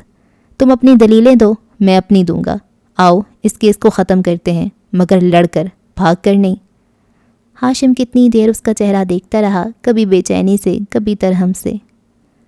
مجھے تمہیں عدالت میں ذلیل کرنا ہوگا۔ اس کی آواز دھیمی تھی۔ میں یہ نہیں کرنا چاہتا۔ میں ایک دفعہ تمہاری زندگی برباد کر چکا ہوں، دوبارہ نہیں کرنا چاہتا۔ تم شاید یقین نہ کرو، لیکن تم مجھے، سونی اور شیرو اور ممی اور آبی کی طرح اب بھی اتنے ہی عزیز ہو۔ سعدی کے لبوں پہ زخمی سی مسکراہٹ گویا بلبلائی تھی۔ عزت اور ذلت وکیلوں کے ہاتھ میں نہیں ہوتی، جس کے ہاتھ میں ہوتی ہے وہ چاہے تو سب ٹھیک ہو سکتا ہے، چاہے تو سب بگڑ سکتا ہے۔ اسی کے ہاتھ میں رہنے دو عزت کو، اور تمہیں جو کرنا پڑے تم کرو۔ مجھے ہر حد تک جانا ہوگا۔ سب سے پہلے تم گواہی کے لیے پیش ہوگے۔ میں ایک فکرے میں تمہیں تباہ کر دوں گا۔ میں جیت جاؤں گا سعدی، میں کیس سے نہیں ڈرتا۔ تمہیں جس حد تک جانا ہے تم جاؤ، میری طرف سے تمہیں اجازت ہے، مگر اس کیس کو لڑو، ایک سپیڈی ٹرائل لڑو تاکہ چند ماہ میں فیصلہ آ جائے، آر یا پار۔ اس کے لہجے میں عزم تھا۔ ہاشم اسے دیکھے گیا، پھر اس نے چہرہ واپس موڑ لیا، سامنے دیکھنے لگا۔ سعدی موبائل جیب میں ڈالتا اٹھ کھڑا ہوا۔ کیا تم مجھے معاف کر سکتے ہو؟ سعدی یوسف کے قدم زنجیر ہوئے، اس نے چہرہ موڑا۔ ہاشم، وہ اداسی سے مسکرایا۔ یہ کیس میں تمہارے خلاف نہیں لڑ رہا، یہ میرے اور نوشیروان کے درمیان ہے، اور وہ مجھ سے معافی مانگے بھی تو میں اسے معاف نہیں کروں گا۔ سی یو ان کورٹ۔ وہ اب دور جا رہا تھا، نیم اندھیرے میں وہ گم ہو گیا تھا۔ ہاشم کاردار نے موبائل اسکرین روشن کی، فوٹو گیلری کھولی، اس نوٹ کی تصویر نکالی جو اس نے چند دن پہلے لے کر محفوظ کر لی تھی۔ اس پہ لکھا نمبر زبانی ازبر کیا اور پھر ٹویٹر کھولا۔ ہر حد۔ اس نے تازہ ٹویٹ میں وہ نمبر گڈ ایوننگ پاکستان لے کر آگے ڈالا اور ٹویٹ پبلک کر دی۔ ابھی اس نے موبائل واپس رکھا ہی تھا کہ وہ پھر تھرتھرایا۔ ہاشم نے چونک کر اسے دیکھا، بلاک نمبر سے پیغام موصول ہوا تھا۔ اپنے کمرے کے سنگھار میز کی سب سے نچلی دراز کھولو، سعدی یوسف کا پاسپورٹ، مکمل پاسپورٹ تمہیں وہیں ملے گا۔ ہاشم والیٹ اور چابیاں اٹھا کر تیزی سے باہر کو لپکا تھا۔ آج؟ مجھے یاد نہیں، سعدی یوسف ایک اور سوال کے جواب میں کہہ رہا تھا۔ سب حاضرین تماشائیوں کی طرح خاموشی سے اسے دیکھ رہے تھے۔ ان میں حنین بھی بیٹھی جو مسلسل دانت سے ناخن کتر رہی تھی۔ سوچتی نظریں زمر پہ تھیں جو سعدی سے سوال در سوال پوچھ رہی تھی۔ اس کی ناک کی لونگ سونے کی بنی تھی اور پچھلی لونگ سے ذرا مختلف تھی، مگر ہیرا ہو بہو تھا۔ ہنا کے لبوں پہ مسکراہٹ بکھر آئی اور اسے یوں لگا گویا ارد گرد پتھروں کی پتیاں بکھر گئی ہوں۔ خوشبو سی خوشبو تھی۔ 2 ماہ پہلے زمر اپنے کمرے سے نکلی تو حنین سامنے کھڑی تھی، بالوں کو جوڑے میں لپیٹ کر گول مول باندھتی۔ زمر نے چونک کر حنا کو دیکھا۔ موڑ چال میں صبح کی مخصوص گہما گہمی تھی۔ کچن سے سیم اور سعدی کی آوازیں آ رہی تھیں، مگر حنین یہاں کھڑی تھی۔ کیا ہوا؟ جنید کو خالی ڈبی کچن کے فرش پہ ملی تو اس نے پورا کچن چھان مارا۔ کچرے کی ٹوکری سے آپ کی لونگ ملی، سونا زیادہ پگھل چکا تھا۔ سمے آپ کے پیچھے۔ اس نے کمر پہ کیا ہاتھ سامنے کیا تو اس پہ سفید مخملی ڈبی رکھی تھی۔ اس کو جیولر پہ لے گئی۔ اس نے ڈائمنڈ کو نکال کر نئی لونگ میں جڑ دیا۔ یہ وہی لونگ ہے اور وہ نہیں بھی ہے، اندر وہی ہے مگر بیرونی سانچہ فرق ہے، احساس وہی ہے مگر گلڈ اور بوجھ جیسی علائشوں سے پاک ہے۔ میں نیا ڈائمنڈ نہیں لینا چاہتی تھی، کوئی کسی کی جگہ نہیں لے سکتا زمر۔ مسکرا کر اس نے وہ ہیرا پیش کیا۔ زمر کے ہاتھوں نے جوڑے کو چھوڑ دیا، بال پھسل کر نیچے بہتے گئے۔ وہ متحیر سی اس ڈبی کو کھول کر دیکھ رہی تھی۔ ادھر کچن میں سیم سعدی سے ناخوشی کے عالم میں کہہ رہا تھا، آپ کو وہ ویڈیو ان کے خلاف استعمال کرنی چاہیے تھی۔ یہ میرا طریقہ ہے اسے استعمال کرنے کا ہاشم کے خلاف۔ یقین کرو سیم، ہم اس کو ویسے استعمال نہیں کر سکتے تھے۔ ہر گیند کھیلنے والی نہیں ہوتی، کسی گیند کو روکنا بھی ہوتا ہے۔ وہ اسے سمجھا رہا تھا۔ اسامہ مسکرا دیا۔ انسان کو کوئی چیز نہیں ہرا سکتی جب تک کہ وہ خود ہار نہ مان لے۔ سعدی نے مشکوک نظروں سے اسے دیکھا۔ یہ کس کا ڈائیلاگ ہے؟ عمران خان کا ہے بھائی، اس نے برا سا منہ بنا کر بتایا تھا۔ وہ ان سب کی آوازوں سے بے نیاز اپنی سنگھار میز کے سامنے کھڑی اس لونگ کو اپنی مغرور ناک میں سجا دیکھ رہی تھی۔ اس کی آنکھیں چمک رہی تھیں، لبوں پہ مسکراہٹ پھوٹ رہی تھی۔ باتھ روم کا دروازہ کھلا اور فارس باہر نکلا تو وہ اس کی طرف گھومی اور شانے اچکائے۔ فارس کی نظریں ٹھہر گئیں۔ وہی ہے، وہ مسکرا کر بولی تھی۔ اس نے کچھ نہیں کہا، اس کے چہرے سے ہی سب ظاہر تھا، وہ مبہوت ہوا تھا۔ گردن میں ڈوب کر ابھرتی گلٹی واضح نظر آئی تھی، آنکھوں میں ایک چمک بھی اتری تھی جو شاید زمر نے پہلے کبھی نہیں دیکھی تھی۔ محض تائید میں سر کو خم دیا اور آگے بڑھ گیا۔ ان تاثرات کے لیے وہ جان بھی دے سکتی تھی، اسے پہلی دفعہ احساس ہوا تھا۔ مسکرا کر وہ بال برش کرنے لگی تھی۔ آج یور وٹنس، زمر کٹہرے کے سامنے سے نیچے اتر آئی تھی۔ 2 لفظوں میں ہاشم کو اشارہ کیا۔ اب گواہ ہاشم کاردار کا تھا، وہ جیسے چاہے اس کو کراس کرے، جرح کرے۔ ہاشم کوٹ کا بٹن بند کرتا تو کاغذ ہاتھ میں لیے قدم قدم چلتا آگے آیا۔ سب ہنوز خاموش تھے، سب کی نظریں ہاشم پہ جمی تھیں، پرسکون کھڑے سعدی کی بھی۔ سامنے آ کر ہاشم مسکرایا، دونوں پرنٹ آؤٹ سعدی یوسف کے سامنے لہرائے۔ کیا آپ کمار نامی اس سنہالی باشندے کو جانتے ہیں، یا کیا آپ وسیع نامی اس پاکستانی باشندے کو جانتے ہیں سعدی یوسف؟ کیونکہ ہمارے پاس مصدقہ اطلاعات ہیں کہ کمار کو زہر کا ٹیکہ لگا کر اور فصیح کو گردن توڑ کر آپ نے قتل کیا ہے۔ کیا آپ اللہ کو حاضر ناظر جان کر اپنے انٹرویو کا حوالہ دیے بغیر بتائیں گے کہ آپ ان 2 لوگوں کے قاتل ہیں یا نہیں؟ بہت سی سانسیں ایک ساتھ رکی تھیں۔ اوکے جی، تو ہم لوگ بھی اس ایپیسوڈ کو روک دیتے ہیں اور دیکھتے ہیں کہ نیکسٹ ایپیسوڈ میں سعدی کیا جواب دیتا ہے، کیونکہ قتل تو اس نے کیے ہیں، اور وہ سچ بولے گا یا نہیں بولے گا، اور اگر سچ بولے گا تو بھی کیسے اور کیا کچھ ہوگا۔ خیر، یہ ایپیسوڈ مزے کی تھی، اور یہ جو 2 ماہ پہلے کر کے نا سارا جو کورٹ کا ایک اتنا مزے کا سین ہے، سسپنس ہے، وہ ختم ہو جاتا ہے ایک دم سے۔ کبھی برف میں چلے جاتے ہیں، کبھی ہیرے کی چمک میں چلے جاتے ہیں 2 ماہ پہلے، کبھی کیسے موبائل اسکرین میں بھی ہم چلے جاتے ہیں۔ ہاں جی، ہوپ فلی نیکسٹ چیپٹر میں ہم 2 ماہ پہلے نہیں جائیں گے اور ہم آج میں ہی رہیں گے۔ خیر، ہاشم اب زیادہ اچھا لگ رہا ہے، کیونکہ اصل میں وہ ہے تو وکیل نا، وہ ہم پہلے دکھایا جا رہا تھا کبھی کس سے بےزتی کروا رہے، کبھی کس سے، تو اب وہ اکیلا ہوتا جا رہا ہے ایک طرح سے۔ خاور اس کے ساتھ ہوتا نا، پھر ان دونوں کا کوئی نہیں ہرا سکتا تھا۔ اب شاید ہار جائے، کیونکہ اب تو ہار بھی سکتا ہے نا، اب اکیلا ہو گیا۔ خاور اس کے ساتھ ہوتا نا ہے، ان کی جو ٹیم تھی، ان کی جو جوڑی تھی نا، وہ دا بیسٹ ہے۔ اور یہ کتنی بدتمیز ہے یہ جواہرات، اس نے زمر کو وہ اسٹیرلائز کیا کہتے ہیں، ہاں وہ کرنا چاہا تھا۔ بھئی کتنی بدتمیز ہو تم، ایک تو خواہ بخواہ نہ اس کا کوئی لینا نہ دینا ہو زمر کا نا، اور صرف وہ تاکہ ہمارے پاس ایک اسٹرانگ وہ اس کے خلاف، فارس کے خلاف ابھر کے آئے، اس کو اتنا کمزور انہوں نے کر دیا ہے اور اتنا اس کو نقصان پہنچایا ہے۔ اللہ، زرتاشا کو مار دیا، اس کو مار دیا، کتنا ان کے پورے خاندان کو ڈیمیج کیا ہے یہ ان کی فیملی نے، ہاشم کی فیملی نے۔ اللہ، اور ابھی بھی کہتے، ابھی یہ جو کہہ رہے کہ میں ان کو مزید نہیں برباد کرنا چاہتا، تو کیا یہ سچ کہہ رہے؟ کیا یہ سچ ہے؟ کیونکہ وہ ایک لحاظ سے صحیح بھی کہہ رہے کہ عدالت میں کوئی مجھے نہیں ہرا سکتا۔ یہ کانفیڈنس ہونا چاہیے، آپ اپنے پروفیشن میں نا بیسٹ ہونے چاہیے، ہے نا؟ تو کیا میں بھی یہ کہہ سکتی ہوں کہ نریشن میں کوئی مجھے ہرا نہیں سکتا؟ ہاں، مجھے کہنا چاہیے کہ نہیں کہنا چاہیے؟ آپ کامنٹ سیکشن میں بتائیں مجھے ذرا، ٹھیک ہے؟